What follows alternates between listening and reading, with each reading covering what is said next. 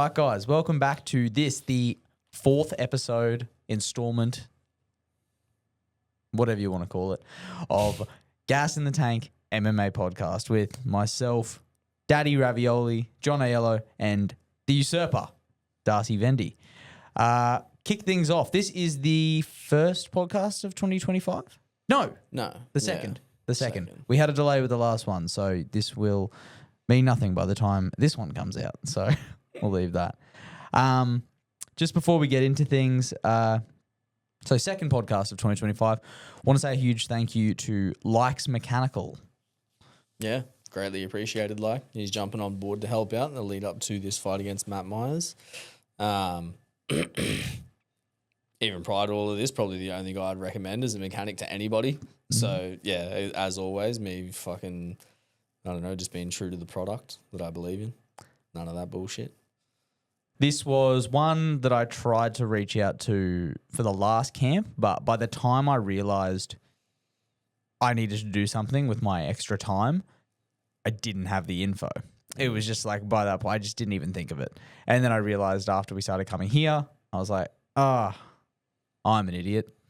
I should have been on top of this way earlier. But it all worked out, and now Like's on board for a bigger, better camp, fight lead up, all that sort of thing. So, yeah, just a huge thank you to Likes Mechanical in Burleigh.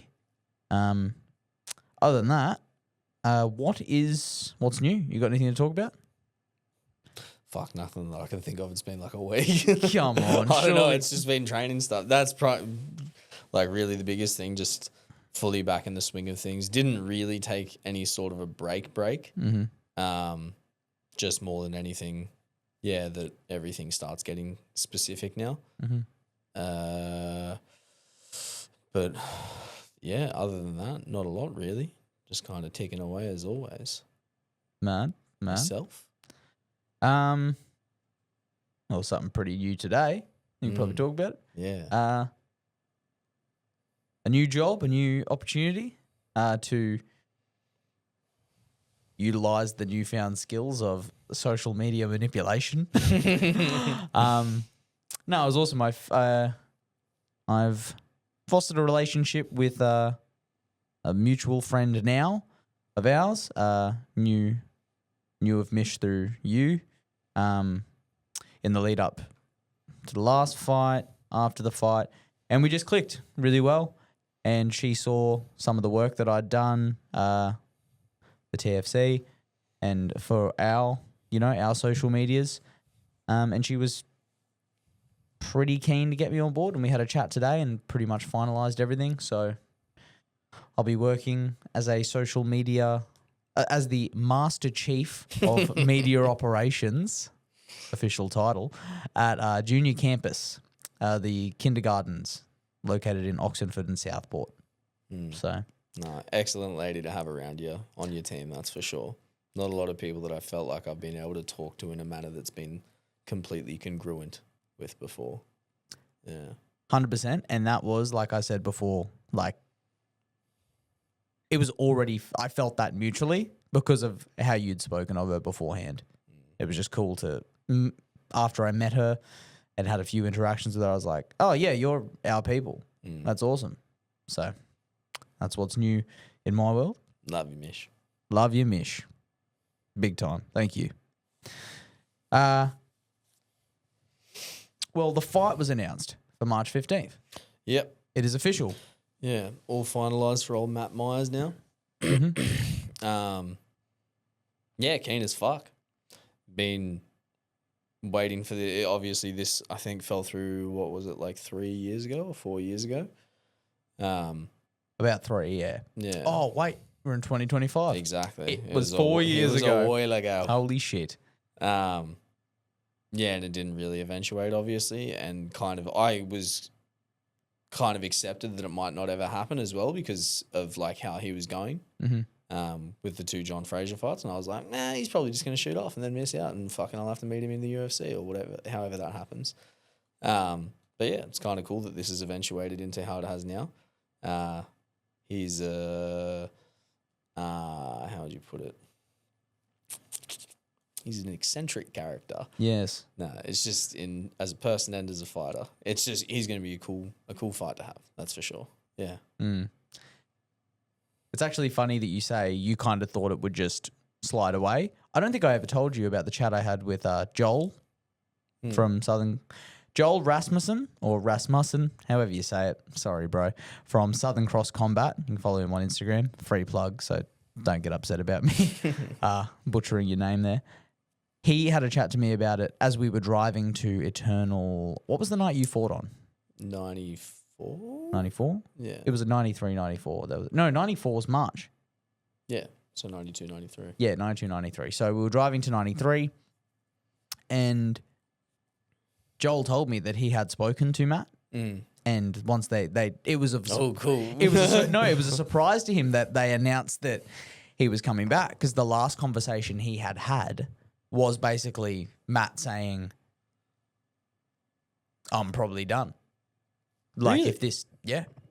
if this leg injury doesn't go the way I need it to, or it's going to take too long, or anything like that, yeah, I'm just going to call it, bro. Like I don't need to. He has a coaching position at his gym, hey? I believe so. Yeah. Fuck. Yeah. Funny that just popped into my head. I remember hearing that on the night and I was like, that's great. Yeah. Darcy's about to fight John Fraser, dude. I don't give a fuck. Yeah, wow. No, that's cool. I'm glad that he's physically and mentally in the position where he feels like he can do that. That's fucking sick. I'm even more excited for this now. That's it, eh? Yeah. Like it'll be, Oh, just like, we'll leave that. We'll leave that to It's a cool little added factor for like those in the know. Yeah. Well, that's pretty much that. You, like you said, you touched on it. Like the prospect of fighting him is just an exciting one in general. What's going on for the team at TFC? Have we had anything new come up? I think all it is really is that, more than anything, like everybody's just back on the map. Yeah. There was like a short period there where it was fucking pretty destitute. Yeah. Very quite barren. But yeah, no, when I walked in today, there was, everybody and everyone was there. It was good. You get the feeling of it all back, you know what I mean? Like being on the mat, having the team there. And I feel like everyone kind of felt that as well when you're dapping people up and they're like, oh, mate, it's been fucking way too long. Like, I love you, cunt. I miss your scent. Yeah. Is that super milk? No, it's dead set. I start smelling it in random places. Is it Darcy? Nick Kepu. R&D. No, that's awesome. Yeah, no. Good job, guys. Glad that everyone's back on the mat. Stoked to see it. I personally, I never stop, so, that's just how it works, Anyways, I'm fucking off to New Zealand for a week tomorrow. So keep the mats warm for me, keep them staffy. That's, I suppose. Same stuff as always. Mario, Logren, Nate, and who was it? Sorry, and Maxi. Maxi and Siobhan. Maxi and Siobhan. On Eternal. I mean, they're opponents, but yes, exactly. Oh, yep. No, it doesn't matter. And then Jasmine on beatdown as well. Yeah. Yeah. Nothing really new yet. Yeah, Just cool. Well, yeah, I did briefly make a joke of it, and I should have answered it before when you said what's new. Going to New Zealand to, take in the sights, enjoy the homeland, see some huckers. My partner loves them as well, so it'll just be cool. Honestly, it sounds weird, but because we know so many Kiwis, so many New Zealanders, I'm like, no, don't say it. no, it's gonna be cool. It's gonna be cool to be a little bit I'm older now. I went there when I was younger. Yeah. It's kind of gonna be cool to get an insight into because they hold their culture really. It's different. I'm just waiting for something way too racist. I'm not saying anything. I'm not saying anything racist, guys. Don't fucking do that to me. I'm not saying it's made it real now. It's only racist if there's intent. You taught me that. No, it's just gonna be. It's just there was two conversations that in that context. That's funny you say. Oh fuck. it's just going to be cool to, but I don't know, have the maturity and I don't know, just be old enough to sort of take it in and actually understand where you are and the significance of what's going on and what stuff means to them. Yeah. That is what I mean. We're going to do like day tours and stuff of these places and they're going to tell us about the culture and like what means what and how, you know, that's just, to me, that's very interesting, especially having now made many friends that are from New Zealand. You know, obviously shout out Nate, Lorena, you know, those sorts of Uncle Des. Yeah. Those people that are, especially like those characters. Yeah, the old heads. Yeah. So you guys would have lived and breathed all this. So Yeah. that to me is a little exciting tidbit. I was very excited to go to CKB, but can barely get to TFC, so not doing that yet. Nah, I get you. Definitely a good time getting a bit more of a contextual understanding of the people that are closest to you. Yeah. Exactly. Exactly. It's like wanting to watch old videos of your parents. Yeah. You're like, oh, look at that. That's why you're so fucked. Yeah. That's why I do that thing when I have cereal. All right. Well, we'll jump into there's not too much to cover because Short pod's a good pod. the short pod is a good pod. Exactly. This past weekend's UFC, should we start from... Bottom to top. Yeah. Oh, did you watch the whole thing, or are we just doing the 3 fights Nah, just do the 3. Cool. Yeah. So let's start with Chris Curtis versus Kopylov. The stoppage. That's what everyone's talking about. What did you make of it? I'm getting defensive already. You're getting defensive. Did you think it was a shit stoppage?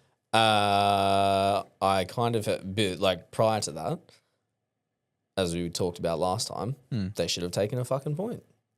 Yeah.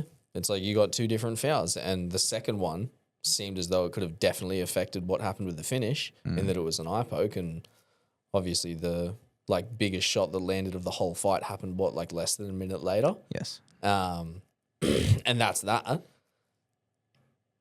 But at the end of the day, and that could have very heavily influenced the whole like point deduction thing and the fact that it could have gone to a decision. But in saying that, weren't the point deductions? Weren't the fouls in the second round? Am I remembering that incorrectly? no. And I think the first one was in the first and the second was in the second. And then the fight got finished in the third. Yep. And that the whole thing being that it was like 10 seconds before the end of the fight. And okay. I was just going to clarify because those who didn't watch the fight, it sounds like you're saying the fouls happened. Oh yeah, no, 10 seconds, like a minute before the fight. Context. Yeah. It's one of my greatest habits. No, it's fair enough. That's why I was like, did we watch the same fucking fight? I'm talking to you. Nobody. I know. I don't know why we're doing it in this fucking room every week. Yeah, it's crazy. What's this fucking metal thing? Sorry, Cade. I'm devastated. Sorry. Yeah.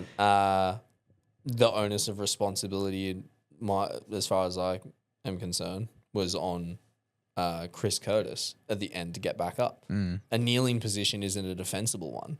It's like if you did a Charles Oliveira at the very least and like stayed on your back and were being like attentive, still would have probably gotten stopped. But at the very least, it would have been this thing where he was like, bro, get up. The fight's still happening. Yeah. And then the other end of the spectrum being him just standing back up. Yeah.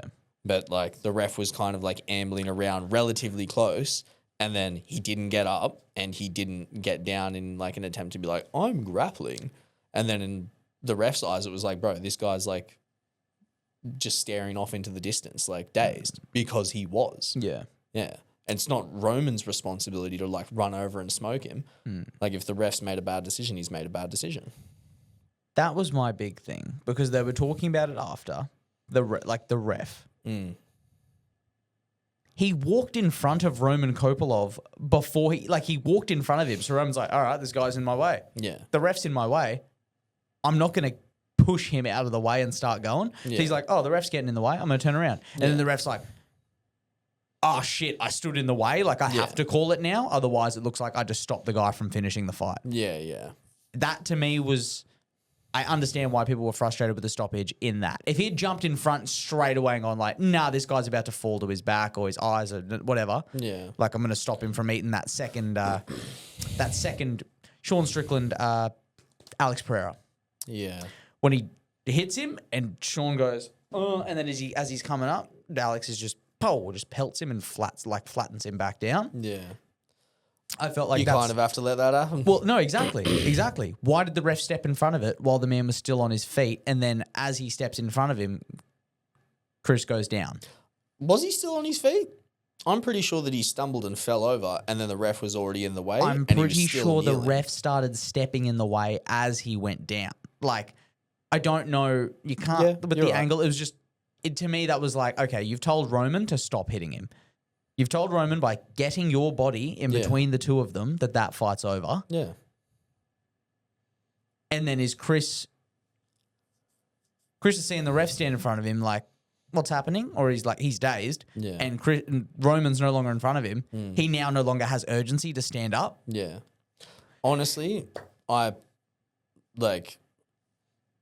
if you watch Chris as he's getting up, his eyes when he's looking at the ref, he's dazed. Oh, he's dazed. fucked. Yeah, and he was facing the opposite direction as he was getting up from the kneeling position to turn to face.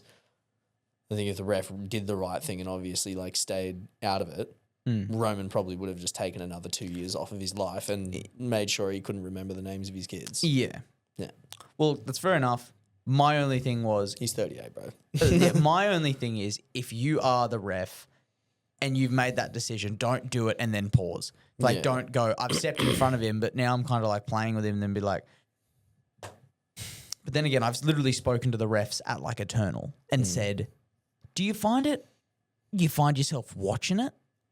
You'll see something like that happen and you kind of well, this guy's getting... Oh, my God, I need to stop that from happening. Yeah. I don't know if he was I need to stop the fight. Wait, is he all good?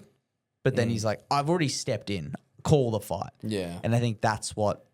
And then Chris Curtis afterwards was obviously walking around. Did you see the aftermath? Yeah, He was having a full he teary. fucks me. He fucks me every time I fight. I've never been TKO'd in my career, and that's how it fucking happens the first time. I get that ego-wise, but yeah. I don't know. Well, yeah, the fight is literally bro, you get rocked every single round. And then it gets progressively worse and worse every round. And then this time you have that Tony Ferguson, I'm shutting down getting rocked. It's bro, your brain's given up. Stop it. That was on the other thing. He was losing that fight. Yeah, for sure, right? He got smoked in the first, and then the second was kind of even. And then the third, he was getting smoked. Yeah. Yeah. It's crazy. I love watching Southpaws versus Southpaws, though. How fun is that? Oh, dude. No? It's so frustrating. I know, but Yeah, it's exactly. oh my God, these guys don't realize that they can they can't fight. Roman can actually move how you're supposed to. But he's then gassed. that's I think that's just passively how he fights. In the same way that a lot of guys in open stance from Southpaw can only move to their rear side. They'll take outside foot position, but then never actually take it to the point to where they're at a 45 or a 90 and start beating the other guy over their lead hand. They'll do all of the pull counter shit and stuff like that. But then Roman is taking outside foot position legitimately, piecing him up. But then at the same time, because he's never fought another guy doing that to him, he's just getting smoked by... It's jab, jab. Yeah. Jab, jab. And then gets cross-counted multiple times throughout the fight. And it's bro, you guys are just making the same mistakes over and over again. I don't know. What do you expect? No, obviously you've gone way more into depth to it than the average person would see, because lots of people watch that and they're like, wow, this is a banger. Wow. So back and forth. Yeah, Dustin and Islam. Because neither of them are using their fucking brains. It's yeah, dude. They just don't do it. I literally have said it to you several times. I'm like, it's so cool when you get a true Southpaw in sparring. It's oh, cool. All the stuff that's usually available on the other side is available on the other side now. I can just spar them Southpaw, and because they're not used to it, it's just fun. It's it's oh my God, this is my first time sparring, bro, and this guy's never dealt with a jab. Yeah. It's sick. Well, yeah, we'll leave that there, I guess. On to the next one. The Almeida versus Alhassan knockout. The come from behind victory, if you will. I don't know. I just feel like Abdul Razak Hassan was never... it's like, yeah, I don't know. Exceptional. At what point exceptional pronunciation? I can't wait for somebody to be like, can this guy please stop talking out of his ass? He's not really that good, is he? He just knows how to like generate force. Like he's just winging shit. He like has some like technically sound like kicking, but all of the stuff to do with his hands, he's just like throwing hell for leather. And then lo and behold, what happens in the ending? Big Manel Carp. Yeah, true. Oh, no. You reckon? With the hands down, jumping in and just hitting hard. I don't know, man. Like, I guess I feel like the speed and agility of a smaller person, you can do that shit and keep it. It seemed like he was like, that's my strat. Launch in hard, hit him hard, and like, even the right hand that he hit him with, it was actually a slower one. Yeah. When he like drops him, he just kind of like goes, onk, and then old mate's like, whoa. Yeah. I think he hit him with harder shots before that, but he literally did a tempo change the other way. Yeah. And it was like startling Had for an Almeida. extra beat. Yeah. And then, I mean, it works for some people. Just the big power and the confidence to throw it. Is it clearly not? No, but I'm saying, bro. No, I get you. Yoel, like, No. you know He's what? doing. I know sometimes he does some good shit. He does heaps of good shit. I know. He's the perfect like Dustin Poirier career story. It's like if you do like, yeah, dude, like if 80% of what you do is silly and then the 20% is the like good stuff, everybody's just going to be like, I'm just going to expect silly stuff all the time. So I'm just going to maintain distance. But then it's like when and then he throws a really well placed overhand, Luke Rockhold gets KO'd flat. Exactly. Yeah. Fuck. Fair. Well, I thought cool finish. I was just Kind of weirdly not deserved though. Not deserved, but like when I was watching it, I was just like, yeah, bro, like this was his fault, not really yours. It was like again, okay. You think people are going to be like, when is this guy going to shut his fucking mouth, stop talking absolute shit? If Alhassan was like a half inch to the right, he knocks old mate out. Yeah. Like that shovel hook. Yeah. Because old mate literally eats it. He just was punching across himself. Yeah. That was my thing. I thought like, oh, wow, that was just like 50-50 and exactly. It was 50-50. But it's crazy how, I don't know, fights go like that. And obviously I get it because you just absolutely slept someone. But I don't know. For me personally, I would look back and then be like, what the fuck, dude? I just got away with one. I need to figure out where the fuck I am when I'm doing this shit because that could have just as easily gone the other way. I still got fucking smoked in the process of landing the one that flatlined him. That's why you are where you are. And taking those as a learning opportunity as compared to like a mark to accentuate your delusion. It's easy enough to do when you're not fighting in the pros. Stay in my everything. The stakes are too big now, mate. I've got to dig my hole deeper. I'll be staying in my fish tank. Thank you. Fuck me. Yeah, I don't know. It's a sick finish. And it was, what did I say to you? Like reverse Pat Barry. Yeah. Pat Barry won this time. Yeah. Oh, that's it. Yeah. I thought it was a cool finish, but it was just, and you really break it down. It's like, what was in that? Yeah. No, well, that's how it goes sometimes. A lot of the time. 60% of the time works every time. Yeah. And then the main event, the best watch, a true. You're making this worse. What are you doing? Technical chess match. Mackenzie Dern versus Amanda Ribas. I'm just going to say it because I know you've got good things to say. I did not enjoy that fight. I watched it for you people, so you didn't have to. A really good jiu-jitsu fighter with explosive double legs, but somehow was always on her back as well, because then obviously Amanda was like, oh, I'll just keep putting her on her back because she's comfortable being there. It's a mindset. You're right. When will I make the switch? Um, I'm a top, a power top. That's exactly right. Thank you, Craig. There just wasn't a lot to watch. Not a lot to watch that was fun for me. Mackenzie got it done, and I'm just gonna say it, she's hot. So good for you, Mackenzie. And she's got a bit of that dog in her. I'll say that. Like Fully does, she yeah. fully like.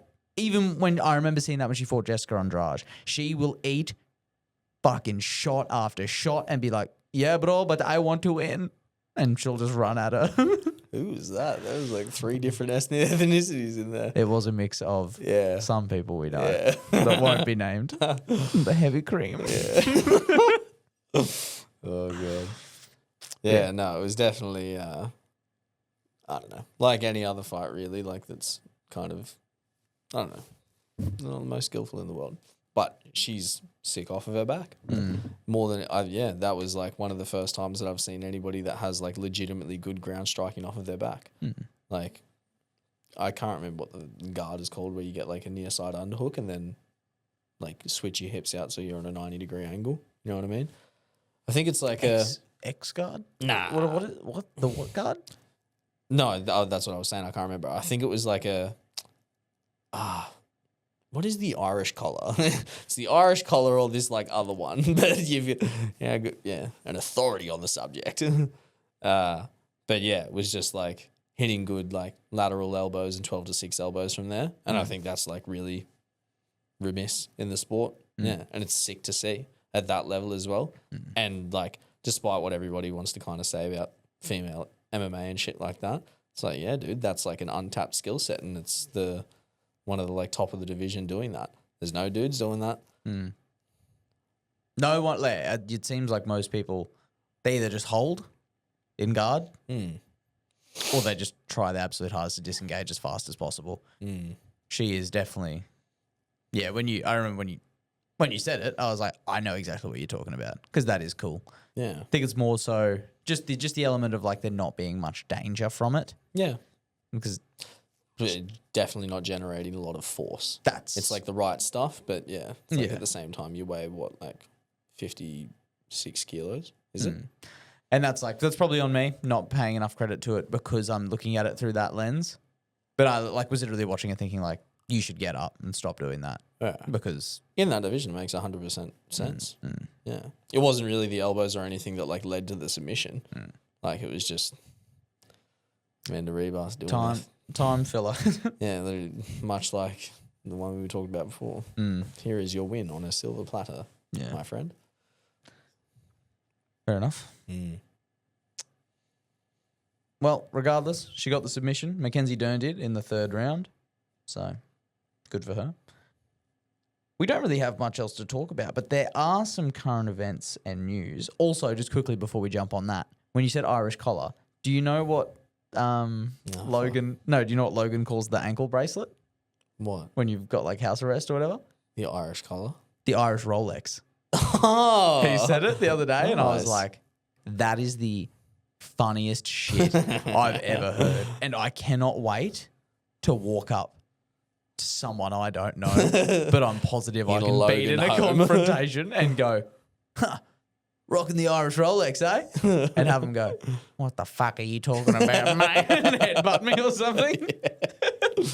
Nah, I'd say he's from a different part of Australia. That's exactly right. They ain't got that shit on the Gold Coast, that's for sure. Not at all.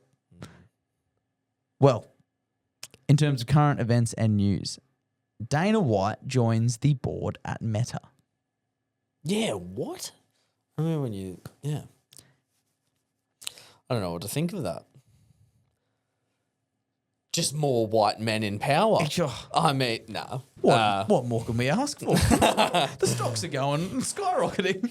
Nah, it is weird. Like, unironically though, kind of like does seem a bit weird. It's like, dude, that's like, obviously Mark Zuckerberg has like interest in the sport and all of that. And it's like, you're kind of crossing into this world for no reason other than the fact that you're probably mates. And that doesn't really seem like it's a very good precedent for you to be in that position of power. Dead set. It's literally Dana's making smart connections, bro. Yeah. He's just like, 100%. this nerdy little twink who likes MMA but will never compete in it, will fund the shit out of anything I want to do on social media. I literally have got my way. I've slithered into the hole of the biggest platform available right now. Keyword slithered. Yes, exactly. Yeah. And now he's going to start influencing the way shit's marketed. Like, dude, think about how detrimental that can be to other fight promotions. Yeah. That's what I was thinking. I'm thinking he's already been ragging on PFL for that long, being like, these fucking idiots are spending all this money they shouldn't be. Boxing's broken, blah, blah. He's creating all of these connections. Yeah, boxing's broken. That's No. Actually, keep going because I just, go. You weren't thinking of this stuff? No. This bit has made me think of something else. Keep going. Sorry. Okay. Yeah, he's doing all this stuff. He constantly puts down other things or he won't make mention of them, or it's basically just a way for him to just control more of what other people do. He's now got a say in the way things are done, the way things are promoted, what's considered acceptable, what's not, who gets, I don't know, like a fight announcement or something like that. What if he has any say in what time that is done, and then he can beat them to the jump and that sells more just shit like that. Yeah. That's the sort of thing I look at and I'm like, I know that's what I'd be thinking if I was the big fucking dude who makes sure everything gets announced when I want it to, by the people I want it to. There's going to be no leaks. There's going to be none of that. Like, yeah, I don't know. Can imagine I leak some news and he just shuts down all of my social media. He just goes, fuck that. That guy's never, like, just destroy. Breach of contract, bye-bye. Destroy the whole base he has built as a journalist or something like that. Yeah. The only thing that I kind of just did think of in relation to that is if he does have that level of power, like obviously he could make the sport, and he could probably make the sport a lot more money than it already does. And if that is the case, it's like maybe this is the platform that he was kind of looking for to be able to actually, like the NFL, the NHL, they don't have competitors. It's just that's the sport. The sport is that organization.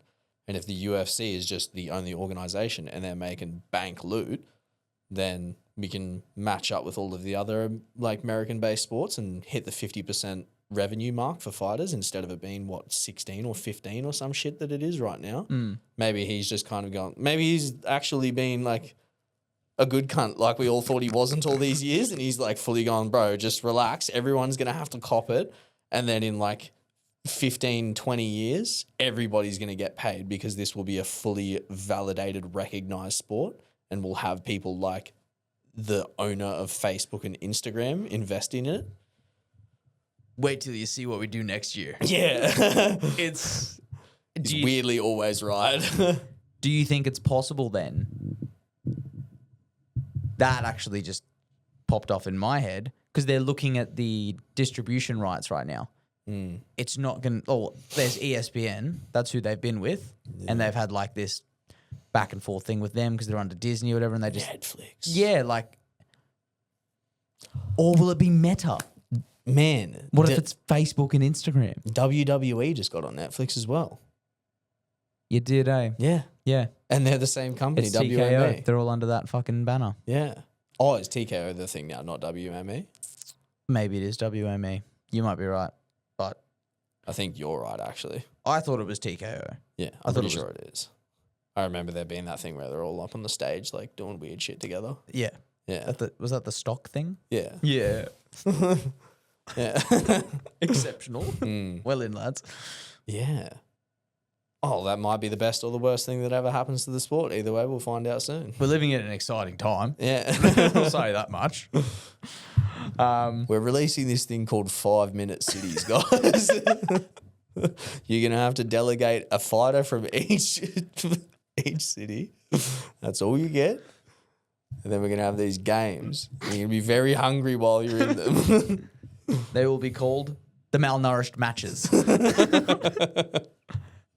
May the favours be ever in your... Great. All right, well, I'm a child. Love you for it, John. Mate, I hope the people do. They don't. They fucking hate me. You've already shit the bed, guys. 2025 started, you fucking idiots. Didn't get me in 2024. You're not going to get me now. I'm a fucking Barazon. I'll keep slithering. Jack Della to headline UFC London against Leon Edwards. That's sick. Take it away. Oh, I don't know. I don't really think there's a lot to it other than, like, I think Jack will probably pump it. Yeah. Yeah. Like, Leon's never really been that good off of the back foot, and Jack's just going to be in his face. Leon throws a single kick, and it's like, oh, on recovery, I'm right in your face, brother. Doing Jack Della things. I always, and ever, I'd like, ever, oh, it was an off night, all that shit. You look at how Bilal fucking deconstructed Leon. Like, he just pieced him the fuck up with, like... Yeah. Basic bitch striking. It was literally just the ring cutting. How does Jack Della not knock fucking Leon out in the first or second? Yep. Agreed. And Leon's not great with his back against the cage. Not in the slightest. And Jack is the best when people have their back against the cage. Yeah. It's so cool. It's sick to see, obviously, the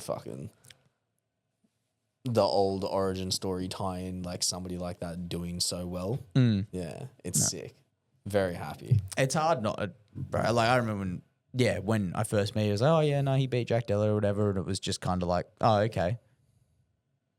I remember, like, thinking in my head, I was like, do you not like Jack Della? Like, is that a thing? No one said that. But that was just the vibe at the gym we were at. And it was kind of like, yeah, nah, fuck Jack Della. Like, Darcy beat him. And it was just like... Dick riders. Yeah, it was... Yeah. And I had always been like... His win is my win because I've never achieved anything. I was literally like, isn't it kind of fucking sick that this guy took his L's where he needed to, and then was like, I'm going to figure out how to just be the best at this shit so that never happens again. And he has literally been unstoppable since. So what, like a 17-fight win streak? I think so. Cut you off. No? Yeah. That's totally valid. The only fight I can think of where I was like, oh, Jack... There was the Basil one, or Basil, whatever his name was. Wasn't that on like 3 weeks' notice or something as well? Yeah, and I don't think he... 2 weight cuts within that time period? Yeah, and he just went into it and was kind of like, oh, I don't know. And this guy just kept shooting random times, and Jack was clearly like, I think I can get a guillotine because of how obvious he's shooting. And he just kept jumping him, and I don't know. I reckon he just honestly would have been a bit like fucking... Not making good decisions. Nah. I'm pretty sure Ben Vickers was literally in the corner like, stop jumping guillotines. Yeah. Stop fucking doing that. That's not what we strategized for. Yeah. And he was a very thick and juicy looking boy, that fella. Yeah. Was it Basilius or Basilio? I think his name was literally Basil or Basil. Oh, yeah. Basil. Yeah, old Basil Brush was looking tight. Yeah, he definitely eats his vegetables, I'm sure. Yeah. He's on Yoel Romero's rehydration plan. Yeah. Yeah. HGH. But yeah, that's obviously we'll get into that a bit more, but first takes are obviously we're pretty certain that Jack Della is going to get another one for Australia. Yeah. And honestly, my prediction is that Jack Della by the end of 2025 will be the welterweight champion. Yeah, I agree. I see him. Oh, wait, who did Kamzat just fight? Hamzat. Yeah. Hamzat's middleweight. Yeah. No, Talking no, about that's Shavkat. No, I am talking about Hamzat. That's just like a done deal. He's never going back. Hamzat fucked up Rob. Yeah. Sorry, Rob. Yeah, he's going to pump Shavkat. I think Bilal's definitely gonna I think Bilal's going to pump Shavkat, and Jack will get the shot straight off the back of Leon. I reckon Bilal's kind of a bad fight for him. For Jack? Yep. I think Bilal has like extremely good takedown ability, and once Jack is on his back, he doesn't really seem like he has the ability to get up too well. And he seems like he gasses a little bit. Jackie? That's actually, maybe I shouldn't make that assumption. That's like, yeah, bro, you have a 3-round fight and you're going balls to the wall. Of course you're going to get tired. But no, I honestly think like Bilal's like a good grappler. Yeah. Yeah. I could genuinely see him, if he can like pull it into that realm, him giving Jack some good work. But again, Bilal's... I just don't think... You get this close, then it's like, oh, well, you've got to like get close enough for me to hit you before you can take me down. That's exactly it. And I feel like Jack... I'm glad we've opened this can of worms, because I feel like Jack has that sort of... that Ilya thing in his back pocket. He's not the greatest wrestler. Yeah. But I feel like he has such a solid base that motherfucker will be hard to get down if he's not just giving you the takedown. You don't know about that? Nah. He looks heavy to me. He does. He definitely does. But, like, I just think of the Gilbert Burns and the Basil fight, and, like, it seemed as though... And, like, Fuck, Gilbert... I forgot about the Gilbert Burns fight. I'm so recency biased. And that was his last fight. Yeah. I just remember him fucking landing a perfect knee, and I'm like, yep, Jack Della, ding, ding, ding, and Australia's got another one. Yeah, he fully nearly got lamed out. And that was by a dude that, like, really isn't a isn't a welterweight, but you know what I mean? Like, he's got a small bone structure for the division. Like, he's not actually, like... You put Gilbert and Bilal next to each other and then go, like... He's me at lightweight. Yeah. Yeah. No. So, yeah, bro, if you put... Yeah. I don't know. No. I'm scared of that one for sure. Yeah, I hopefully... don't want that for Jack. I want Bilal to get, like, pieced up by... Or, like, have a hard fight with Shavkat. Yeah. Yeah, and then cop a bit too much to the brain, maybe lose... Like, just fully get rid of that eye. And then once that's done, it'll be like, all right, now you can go in, brother. The Rob Whittaker approach. Who do you hope wins? I hope they both do as much damage to each other as possible, and they're both never the same. And so when I fight them, it's a little bit easier for me. Yeah. That's thinking ahead. And I then think they're probably doing well. They're probably thinking of that. you think what? Jack's thinking of that? Yeah. Oh, of course. Yeah. 100%. Smart lad. Cool. Everyone thinks that. I can't wait to fight someone off the back of fighting fucking Ethan Mitchell when they have no ACLs or MCLs. I'm like, cool, bro. You're my first fight at welterweight. Neither does Ethan. Featherweight. This is just fun, just for a bit of speculation, because it was rumored and then immediately put to bed. The Alex Pereira versus Alexander Volkov at heavyweight. I heard that and I saw that and I was like, that's kind of cool. I'm actually kind of keen on that because I feel like that's a great stylistic matchup for Alex. Is it? You don't think he'd beat him? I don't know. I kind of feel like Alex is weirdly... I mean, yeah, Alexander is like kind of on the... wait, who was it? I'm blanking. Who was it that fought Israel at light heavyweight? What's his name? Jan Blachowicz. Yeah, he's on that like spectrum of like, oh, my strategy comes down to, do I stand up with the guy or do I take him down? And then there's nothing really outside of that. You know what I mean? I could imagine him getting hit once and then being like, oh, it's the takedown strategy now. And then being like, I'm 120 kilos. My only thing with that is the body type. Yeah, I get it. Because Alexander... Thought the same thing about Jan Blachowicz in Israel, though. Or at least I did. I didn't. I saw that as like another Kelvin versus Izzy. Like the fridge upper body, just like bouldering over someone. I honestly didn't think that he would be taking him down. True. Yeah. I don't know. Israel had like showed fairly good takedown defense up until that point. It just kind of seemed like that he was like... Caught off guard. Yeah. And like nobody had really done that, like, as like weird as it sounds, style of takedown to him. As in like, yeah, bro, just like grab just below his butt and run forward really hard. I think that's called a double leg, is it? Yeah, not? no, I know. But exactly. No, I feel like that's, yeah. No, fair enough. It's hard to think about back then because I like did not know enough about the sport to even... I get what you're saying, though. I'm not like contextualise that. refuting your point. No, it's all right, dude. I'm wrong. I'm always wrong. I'm always wrong. No. John, shut up. We're at that point in the podcast, 43 minutes in. That's exactly right. This is you, yeah. Roll the dart. But yeah, all right, Have cool. a DV. That's all. We'll just leave it at that then because honestly, it's not a real fucking fight. Yeah, no. Happy? It isn't. I'm not happy. I'm sorry, John. I've never been happy. Let's just do the breakdown of... Well, not breakdown. We broke it down. We chatted about it. Let's just do our predictions and then we'll call it because we're doing a late one right now as opposed to normal. Let's go. Kevin Holland versus Rainier de Ritter or Ritter. I reckon Reina de Ritter. By what? Pretty much just any submission with him on top of Kevin Holland. Round? I was dead set, probably the first. Mm-hmm. Yeah, I kind of feel like Kevin's another one of those types that like a lot of his like get-ups are enabled by his opponent doing dumb stuff as compared to him having like the best technical get-ups. You know what I mean? Yeah. Yeah, he's like doing kung fu to get up off the ground. Yeah. Talking at them, distracting them, hitting exactly. them. Fair.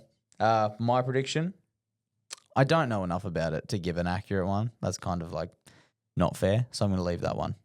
But I will go first on the Beneil Dariush Renato Moicano. Renato Moicano TKO first round. If not a TKO, it'll be like rocking him and then subbing him. Oh, what's his rent payment at? Renato. How much money does he need right now? I'll tell you right now. He cannot afford it to lose it. He cannot. Nah, Well, I kind of think like, first or second. It's just, Beneil's old, dude. Yeah. He's not that old. It's he's hit that Tony Ferguson wall, I think. Yeah.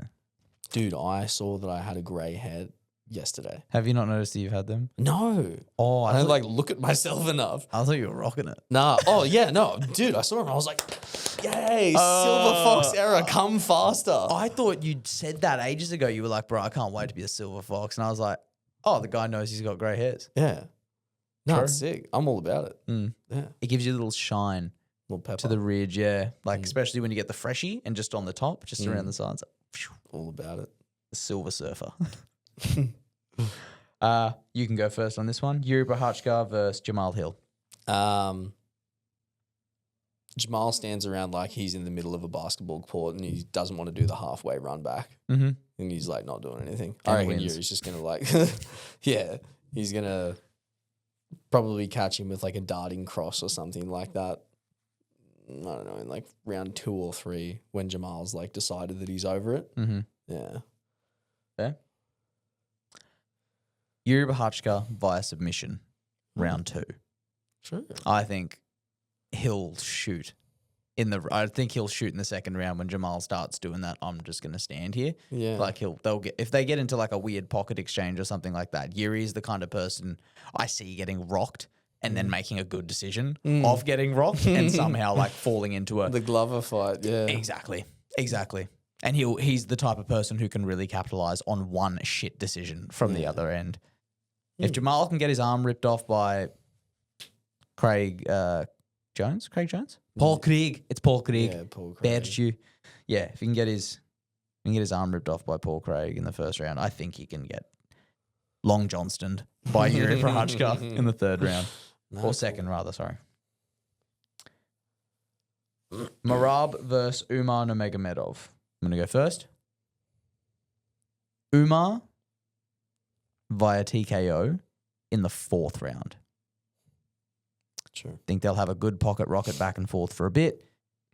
And then the striking will just catch up with Merab. He'll just have taken too much damage doing his run in, trying to start grappling. And he'll actually look the most tired he has ever looked. Yeah. Because he's got someone who knows how to deal with a pocket rocket. Yeah.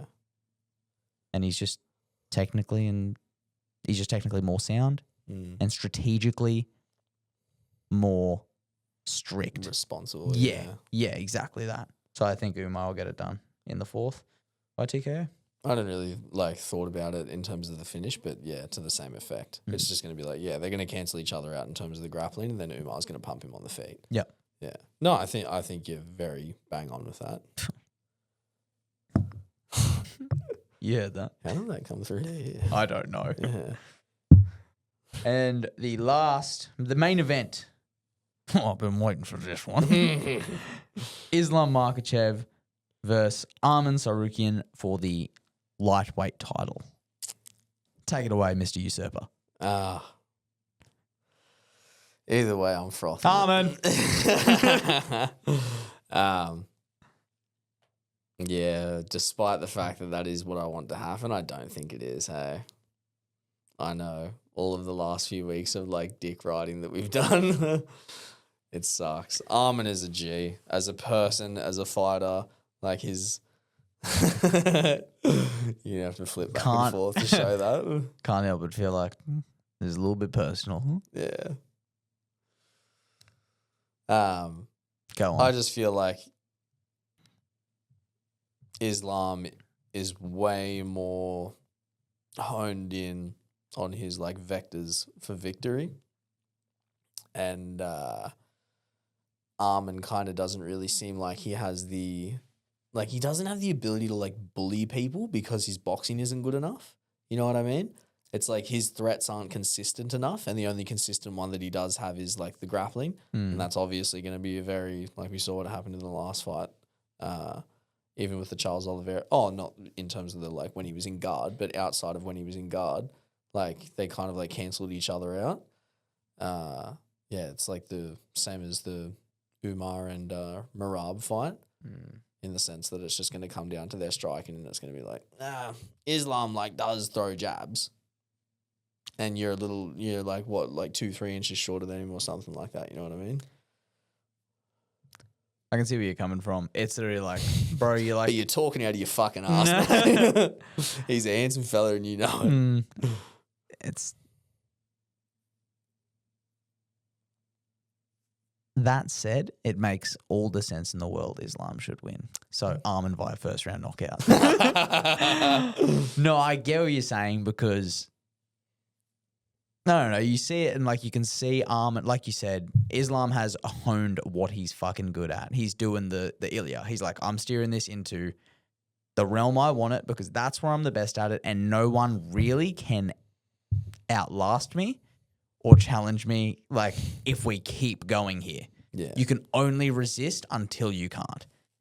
Wrestle Armin, fucking Southpaw triple attack. Yeah. Armin is like, he has the chance to do it. I think he can do it. But it's a matter of, does he have, you're going the smart bet because Armin's 2 years away, 2 years of development away from being the full fighter that he needs to be to win that fight convincingly. Yeah. And that's the hard thing for me when I look at him. I'm like, I fucking love you, dude. And you're so on the right track. And you're like, it's just like, bro, fucking some people just get to the UFC too quick and they get their shot too quick. And that's the reality of it. But I'm fucking praying, and I'm going to say it with confidence, knockout in the second round for Armin. Because I think his striking is better than Islam's in some facets. Yeah. It's just that, like, if it continues, Yeah. if it's a longer exchange, Islam will either chain it into wrestling or he'll just have that last shot that does sit him down or something like that. I reckon a third round TKO for Islam. Yeah. I could see him like just blasting him with knees in a tie clinch or something. Yeah. I can see it. That sucks. Well, prove us wrong, Armin. We love you, bros. Please, Armin, do it for the give boys. us your hair care tips. Oh, I reckon Javan would know. He could look at it and go, "That's that, G." Yeah. There's the None racism. of these white boy haircuts. That's my thing. All right. Well, a quick one is a good one. I think we'll wrap it up there. Is there anyone you'd like to say thank you to? Anything you'd like to say before we close up? Oh, just it's good to be back at the gym around the people that I love and, doing what I like doing. Mm-hmm. And, to everybody that's obviously supporting me in the lead up to the fight, greatly appreciate it. You jumped on the fucking best train. Yeah. The time to invest is now. That's for sure. And it's cool to see other people are realizing that more and more each day. I'd like to say thank you to everyone again who's tuning in.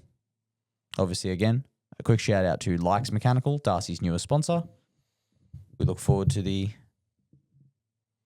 partnership we will form and collaborate on in the lead up to March 15th. And until next week, go on Instagram. You can follow me, Daddy Ravioli MMA, _ between the words and Daddy with an I. Follow this man as well, at The Usurper MMA. Like our YouTube channel. Subscribe to our YouTube channel, rather. Time to invest. That's time to the number. And that's pretty much it. We'll catch you on the next episode of Gas in the Tank. Goodbye from me. See you on us here. Until next. Ding, ding, ding.